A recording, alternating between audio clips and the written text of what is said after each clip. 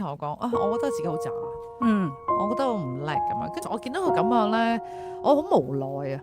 記住一樣嘢，當個小朋友咧，佢覺得唔叻咧，我哋冇得同佢辯論。喂，其實你真係幾叻嘅呢一樣嘢嚇。係啊，我同佢辯論，你點解你會知嘅？如果係有呢個情況咧，我哋只可以係聆聽，同埋我雖則唔係認同，但係我會聆聽咯。哦，你真係覺得係咁，咁點解你覺得係咁啊？哦，我好學嗰啲係啊，嘢冇做咯，我錯晒想嘅。屋企亦都緊要嘅，即係如果我屋企係比較去諒解佢多啲嘅咧，咁我有咩唔開心嘅嘢，我都翻到去有阿媽傾噶嘛。